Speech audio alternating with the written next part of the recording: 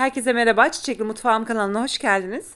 Bugün yumurta ve süt olmadan muhteşem bir akıtma tarifi paylaştım. Diğer ismi de cızlak veya cizleme olarak da bölge bölge değişiyor. Gerçekten de şahane bir tariftir. Üstelik yeşil soğanlı yaptım. Deneyenler eminim çok beğenecek ve her zaman yapacağı bir tarif olacaktır. Bu arada eğer hala kanalıma abone değilseniz abone olmanızı, bildirim zilini açmanızı ve bu videoyu sonuna kadar izlemenizi önemli rica ederek hemen tarifime başlıyorum. Tarifim 4 veya 5 kişiliktir. Öncelikle bir kase 5 su bardağı ılık su, 1,5 tatlı kaşığı tuz, bir paket kuru maya ilavesi yaptım ve hepsini güzelce karıştırdım.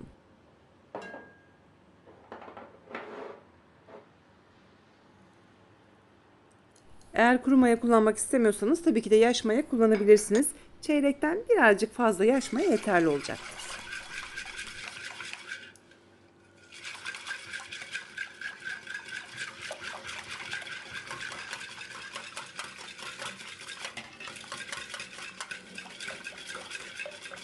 Ve yine toplamda 5 su bardağı dolusu un kullandım. 5 su bardağı dolusu un ve 5 su bardağı dolusu da su kullanmış oldum. Böylelikle isterseniz bu malzemelerin yarısıyla yapabilirsiniz. Gerçekten de çok güzel bir tariftir ve bu ölçüleri de eminim hiçbir zaman unutmayacaksınız. Yani birebir ölçü kullanırsanız kıvamı tam olacaktır.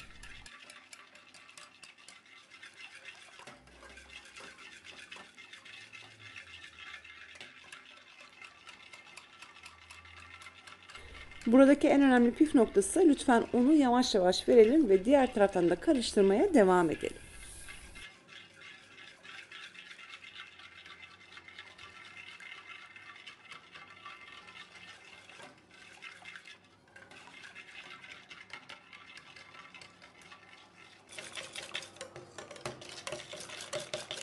Unun tamamını ilave ettikten sonra 5 dakika boyunca güzelce çırptım. Eğer elinizle çırparsanız kesinlikle akıtmalar daha lezzetli olacaktır. Ancak böyle bir imkanınız yoksa bu şekilde 5 dakika boyunca çırpmanız yeterlidir.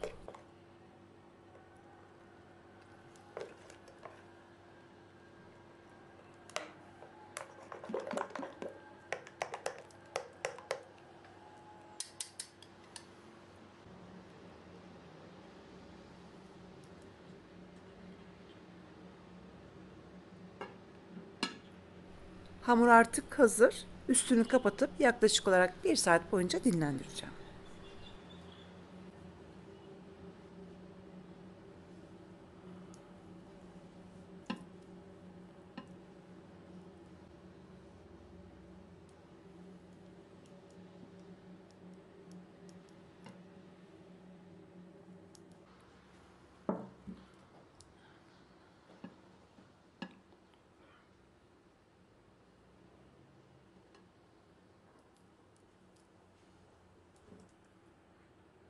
Ve aradan yaklaşık olarak 45 dakika veya 1 saat geçti. Görmüş olduğunuz gibi hamur yeterince mayalandı. Şimdi güzelce karıştırıyorum. Yaklaşık olarak 1 dakika boyunca güzelce karıştıralım. Ardından da hemen pişirmeye başlayacağım.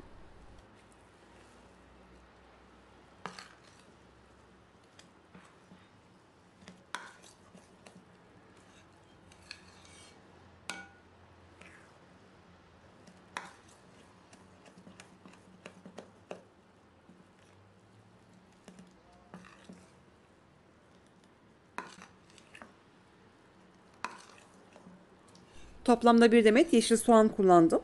Siz isterseniz yeşil soğan yerine dereotu veya maydanoz kullanabilirsiniz.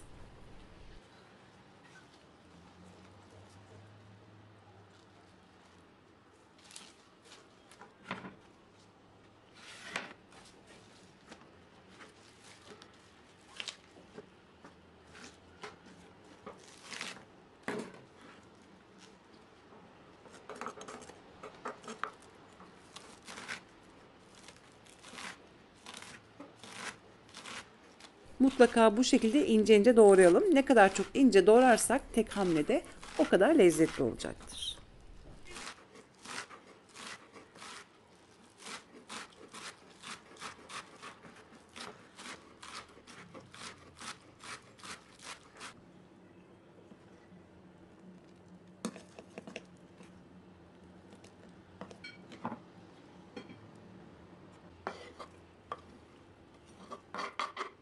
İnce ince doğramış olduğum yeşil soğanları hemen hamurun içerisine ilave ettim ve güzelce karıştırdım. Şimdi hemen pişirmeye başlıyorum.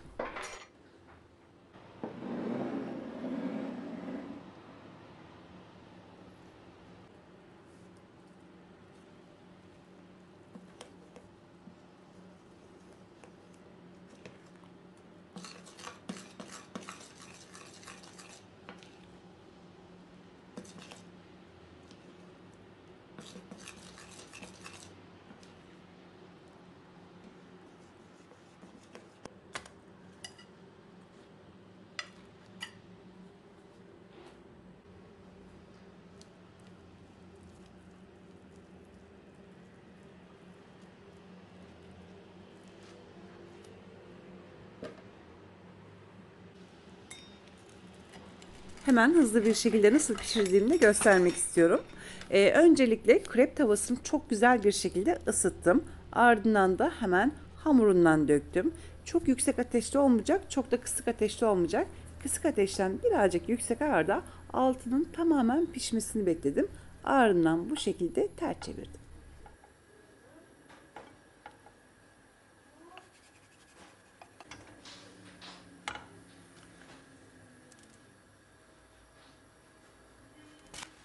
Ters çevirdikten sonra yaklaşık olarak bir çay kaşığı tereyağı kullandım. Bu şekilde.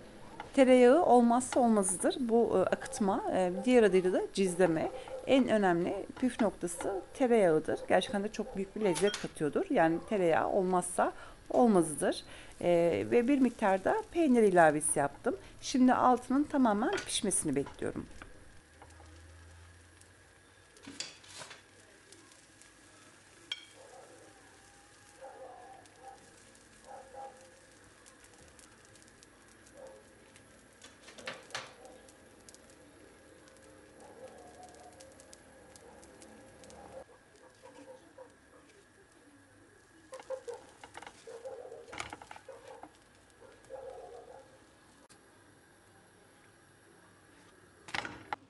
Bu arada en önemli püf noktasını da hemen belirtmek istiyorum. Bu şekilde tavadan aldıktan sonra, pişirdikten sonra yeni bir akıtmayı tavaya koymadan önce mutlaka tavayı bir peçeteyle güzelce silmemiz gerekiyor. Aksi halde akıtmalar simsiyah olacaktır.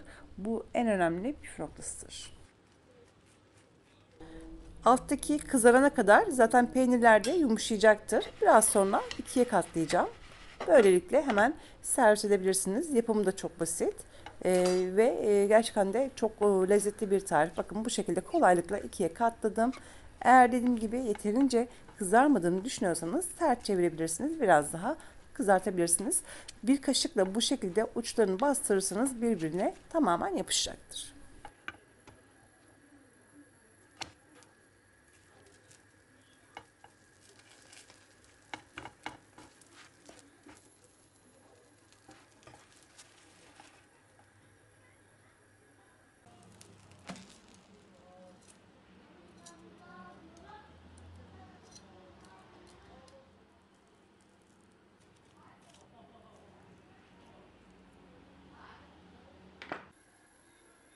Akıtmaları da pişirdikten sonra bol miktarda tereyağı ile yağlayalım. Tereyağı olmazsa olmazıdır. Gerçekten de inanılmaz derecede tereyağı çok güzel yakışıyor. Bu arada hemen şunu da belirtmek istiyorum. İç yağı veya kuyruk yağı kullanan izleyicilerim de var tereyağı yerine. İlerleyen zamanlarda onları da yapacağım inşallah. Ama ben şimdilik her evde tereyağı olduğu için, hemen hemen her evde tereyağı olduğu için, kullanıldığı için tereyağıyla göstermek istedim. İnşallah ilerleyen zamanlarda kuyruk yağı ve iç yağıyla da yapacağım.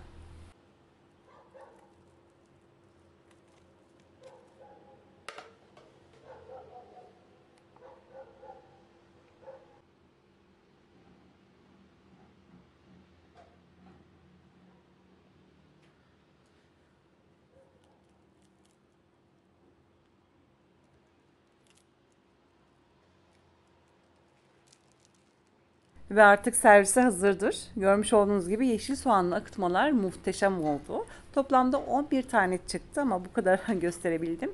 Çünkü kokuyu duyan geldi mutfağa. Tarifini güvenle deneyebilirsiniz. Gerçekten de muhteşem oluyor. Hem ekonomik bir tarif hem de gerçekten de çok lezzetli.